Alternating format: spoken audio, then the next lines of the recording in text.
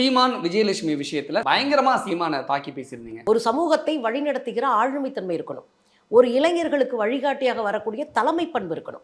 இது எதுவுமே இல்லாத ஒருத்தரை கேள்வி கேட்கறது அப்படின்றத அரசியலே. எதை வச்சு அப்படி ஒரு குற்றச்சாட்டை சீமான் மீது சொல்றீங்க? பொறுப்பு இல்லாம இருக்காரு, தலைமையேற்று இருக்காருன்னு எப்படி சொல்ல முடியும்? ஆமா. ஏன்னா அவங்க கட்சியில யாருமே இல்லையே. அவங்க கட்சியில தொடக்கத்துல இருந்த தலைவர்கள் ஏற்கனவே இல்லை. தொடக்கத்துல கூட இருந்து இயக்கத்தை வளர்த்தவங்க, இயக்கத்துக்கான பேர் சூட்டினவங்க, அந்த கொஞ்சம் பேர் நின்று மதுரையில் மீட்டிங் நடத்தவங்க யாருமே கூட இல்லை. 2வது கட்ட தலைவர்களாக இருந்த பலரும் ஒரு 8 வருஷம் 10 வருஷம் வந்தவங்கலாம் யாருமே இல்லை.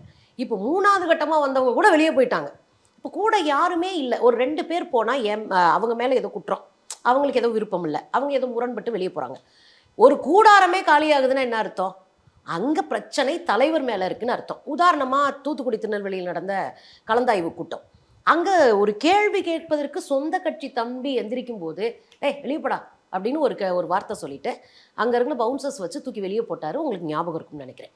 ஸோ இதெல்லாம் தலைமை பண்புக்கான அழகா? முதல்ல சுதந்திரம் இருக்கணும். அங்கே சுதந்திரமான கலந்துரையாடலுக்கான வாய்ப்பை உருவாக்கணும். இப்போ எதுவுமே இல்லைங்க. ஒன் மேன் ஆர்மி மாதிரி செயற்குழு இல்லை, பொதுக்குழு இல்லை, ஒரு மாவட்ட செயலாளர் முடிவெடுக்க முடியாது. நான் வருவேன், நான் பேசுவேன், நான் பேசுறது தான் இயக்கம், நான் பேசுறதா சித்தாந்தம் அப்படின்றது தலைமை பண்புக்கான அழகு இல்லை.